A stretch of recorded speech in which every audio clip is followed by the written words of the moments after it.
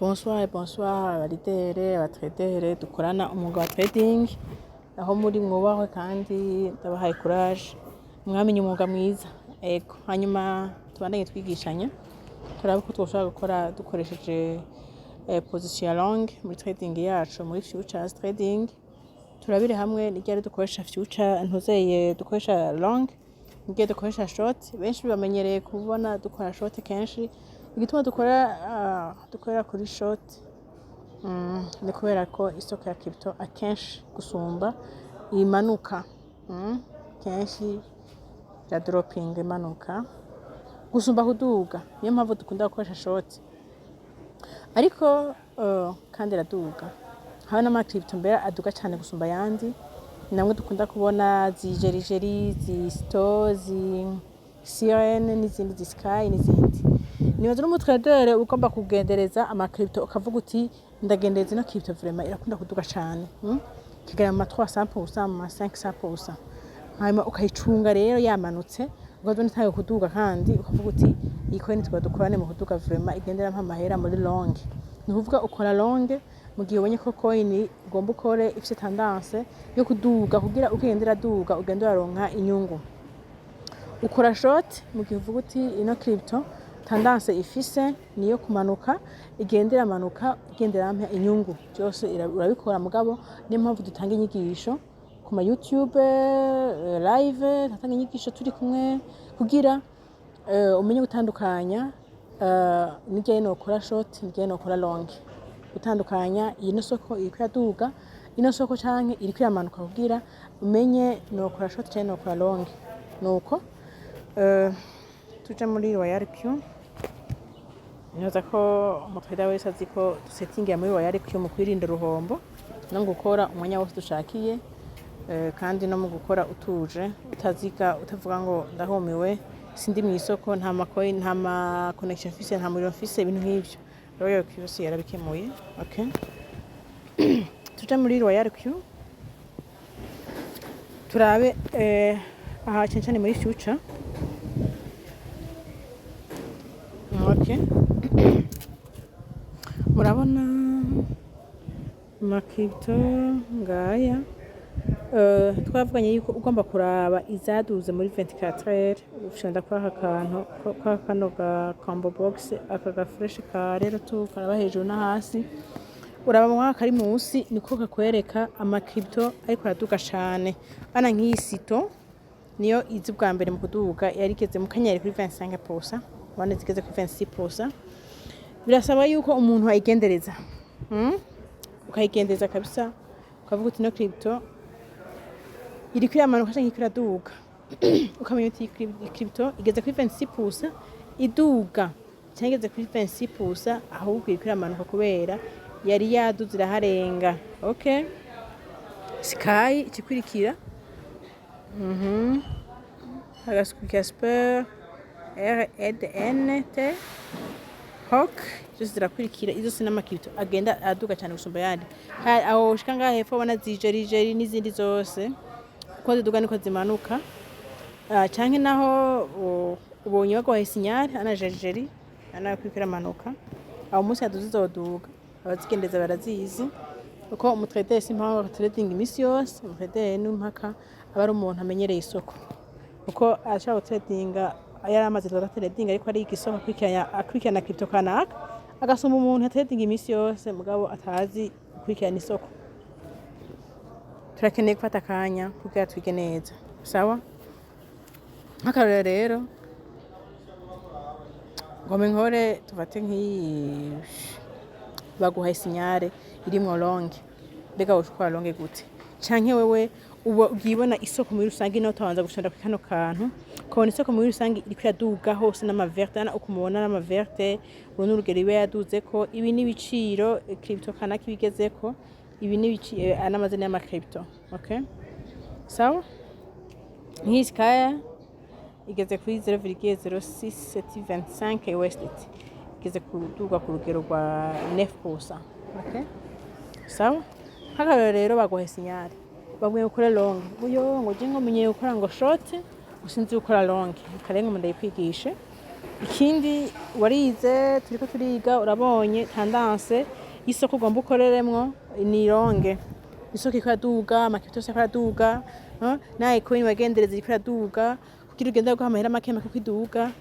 naho utaramenyera crypto, utaramenyera isoko, washaka kuyiha basi take profit nka 1% kugira basi izanya kuva mu isoko iza guhingwa n'ikubana n'ingoga.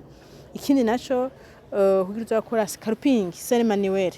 Scalping nibaza ko mwese mugitahura, utagitahura aja kwandika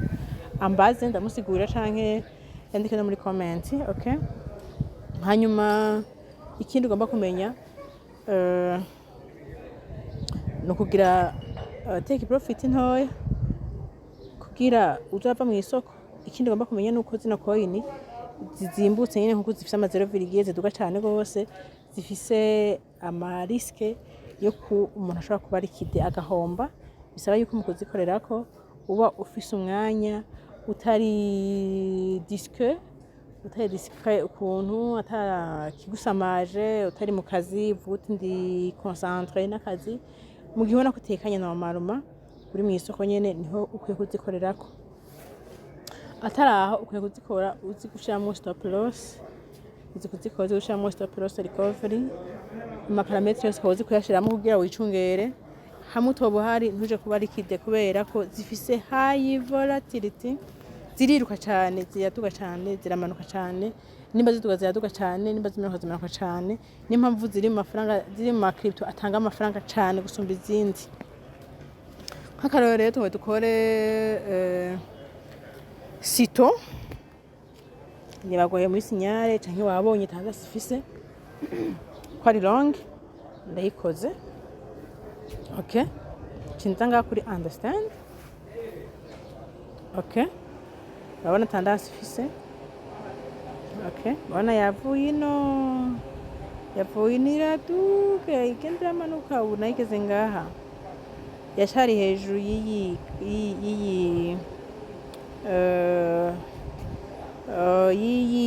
indicateur isa na orange, ni indicateur tanda gusa na mauve buke, okay? Tanda vert rouge. No kuvuga rero urabona ko ikiri hagati y'izi indicateurs zibiri. Iyo yari muri izi indicateurs zibiri zo munsi ngaha, tandase ifise yo kumanuka, mugabo n'ubu urabona ko gifise tandase ntoya yo kuduga, okay? Muri ico gihe rero ugomba ukore long, wabonye ama confirmation tuza ngaha option de create comme d'habitude, okay? I understand yuguhaye urayemeza, hanyuma ukaza ngaha muri long. Ni kuvuga aha muri long yo hera nk'uku bivana na telefone, ni kuvuga biba vyemejemwo. Nk'akarero nshonze ngaha muri short mbona ko aca hera, okay? Nshonze muri long rero niho mba nshonze muri long nyene, mba nsavye ngo ije kuzana inyungu biriko biraduga, sawa? Nshenza rero ngaha muri trade settings, okay? Nkaza ngaha kuri manual create, okay? Baca bambwira ngo 54 pièces de citron zivara 5%. Jewe kuri balance amahera ari libre ngomba ndayikorere kushe ni $70 ni ngombe nkoresha, okay? Chemba ndambega 54 citron zivara 5. Mbega noronka amasito angahe avala 70? Chinda mbega 50, kugashe 5 kugashe 70 ni fois combien? Tuko mukaja muri calculatrice, okay? Ukaraba, okay? Amadolari yawe ufise mutahe ukadiviza na dia 5 kino 14. Ushobona yuko 5 fois 14 14 fois 5 bingana 70. Nuko tuza ngaha rero muri ku masito ngaha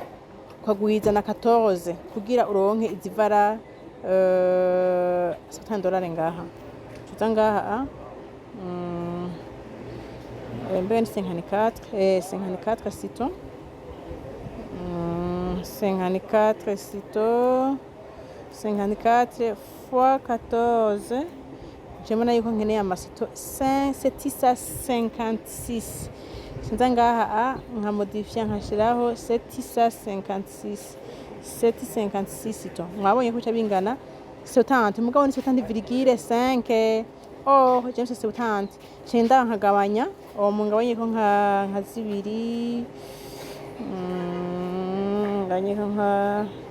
sawa okay 750 zivala $70 okay nkaca rero nza ngaha izi buto zose nkazugara nibaza yuko muto tuzugara ana kwanditse ngo enable opening double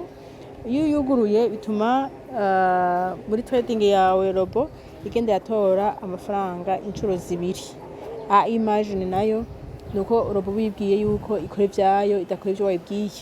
niyo mpamvu tuzugara hanyuma leverage multiples murabona ni x ni par défaut sizogira nyinshi kuko ni parametre yo mu broker plus ugira ama leverage menshi plus uja muri risque yo guhomba nkuko ari ushaka kuronka inyungu mu kanya gato mugabo biri risque ni byiza kubikoresha uri umuntu umaze kumenyera trading neza uzi uti ndazi kumanaginga kuko plus ugira byinshi plus ushobora kuronka inyungu nyinshi cyangwa ushaka guhomba muguru mu trader umaze kubimenyera ugira nyinshi nta kibazo bitwaye margin call limit ni inshuro ubwiye robija kugura inshuro zingahe muri futures bizagira inshuro nyinshi n'ubwo inshuro imwe kuko plus ugira inshuro nyinshi plus wishira muri risque ya liquidation uti kubera iki nk'akarorero wagize margin call limit 2 ubwiye robongera ngo inshuro zibiri yego ufite umutahe urenga 70 kuja gutora umutahe urenga 70 mva ni 70 fois 2 mva ni 70 yamubona ya fois 2 yaje gutangura 70 bwa mbere yakoresha hanyuma bivanye na margin configuration zo wakoze je gusubitora yandi 70 rero plus ay margin call ari abiri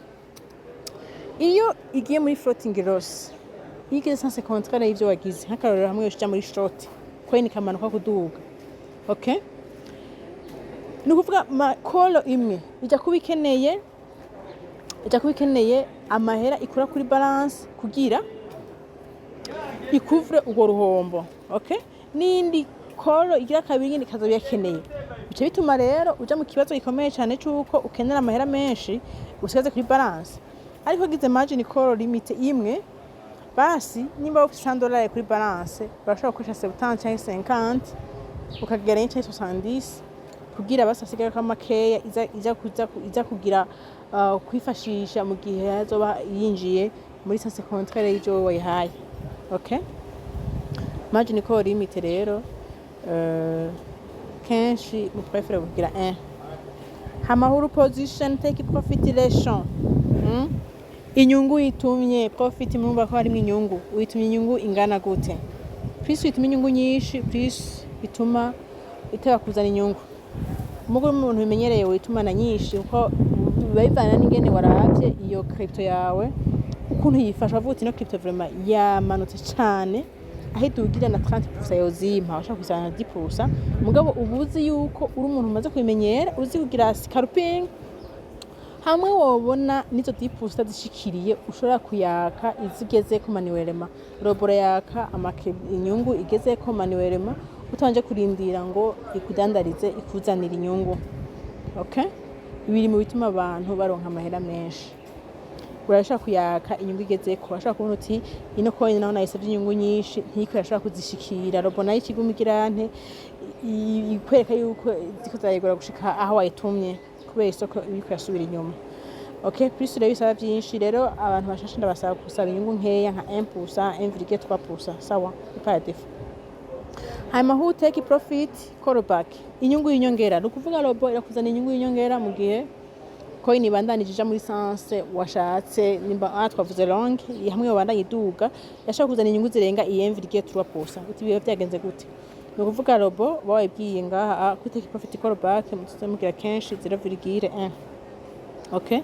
0,1 kubera iki plus ugira aka 0,01 nk'akarorero byo 0,01 nuvuga ni point de sortie lobby zo sohokerako ibonye irose inyungu yitumye hanyuma iyo yose inyungu bayitumye nka 1,3% izishitseko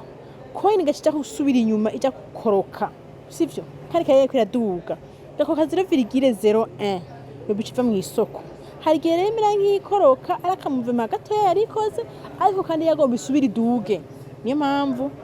umera nk'uwa gesta ukagira 0,1 imere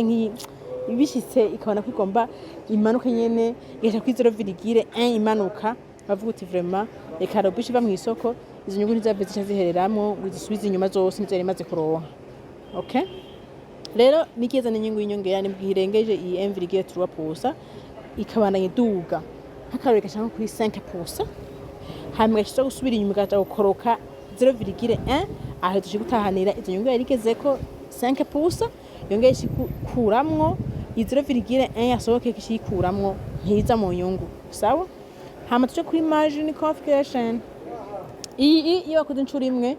ntashimaze kinini ya mugabo mu gihe hakiri times hari 2 namakosa niyo mpamvu nibi bisaba kuvyajista naho ataruhara runini yabya kugira kubera bavuze ngo irangura incuro imwe ibi bigiye uruhara kenshi iyo bavuze ngo irangura incuro 2 canke 3 nubisigura iki ija kugura incuro igira kabiri ari uko coin isubiye inyuma muri sens contraire igiye muri floating loss yipusa ntajo yise ngaha ikitora yani mafaranga kuri balance ikarangura kubera mu wayibwiye ngo uje kurangura incuro 2 3 sivyo rero bikeneye kumenya mbega nja kurangura incuro ya kabiri ryari uti uje kurangura incuro ya kabiri coin igiye muri floating loss 10% okay sifata nka 10% okay ndayibwira time ko ari rimwe nyene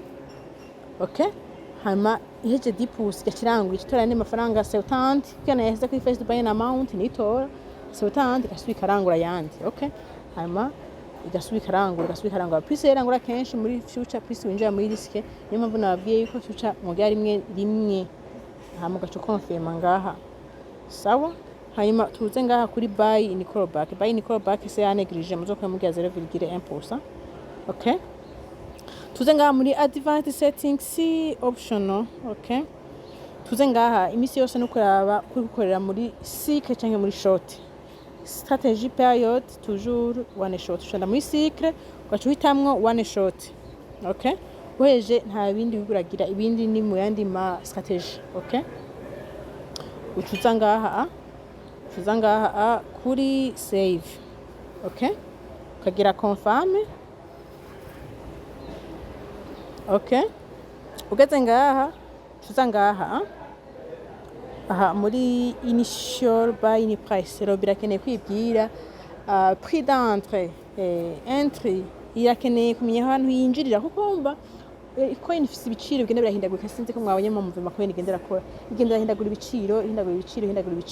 okay irakeneye kumenya ninje aho giciro kihe kuko robos umuntu ni uyikoresha sivyo aho rero bayinjiriye rero nisha kubona ati ndiko ndaja mu nyungu cyane ndiko ndaja mu ruhombo bibaye n'ibyo bavuze ngo ije kuduga long ikabona iteye imanuka ivuye ku cyo giciro wewe winjirako ishweka yuko iri kwaja mu ruhombo bavuze ngo gukora short ikabona iko iraduga icyo na yuko ukaja mu ruhombo okay kitari bikwandikira muri strategy yawe tuje rero initial buy price tubwiro washaka kwibwira ibiciro kanaka bivaye n'ibiciro bavuze no coin yanje robo kandi irindire ati no coin yanje niyaga kuri ibiciro isubira iduga cyangwa isubira imanuka bivanye nawe we bivaye n'ivyigwa ukora kuri crypto uzikora ama support ama resistance ama candlestick uzi kuvyiga byose kavuga uti niyaga kuri ibiciro vraiment ice irangura abashaka kushira mu iciro kanaka crypto yabigezeko okay nkuko rero ushaka kuhareka uku ukabwira robo ije kurangurira kuri ibiciro iyo coin igezeko uno mwanya tuvugana cyangwa no mwanya niko ndayishiramwo irangure ku biciro iyo coin igezeko actuellement cyenda kuri confirm okay hanyuma ugahita ukugara ino bouton switch on margin call c'est à ferme parce que wayibwinga irangura incuro imwe iyaba wayibwinga irangura incuro zirenga imwe nka 2 cyangwa 3 niho washiramwo iyi butaguma yuguruye kugira itange access robibone yuko yugururiwe gusubira kurangura rero twebwe irangure igure incuro imwe cyo twugara ino bouton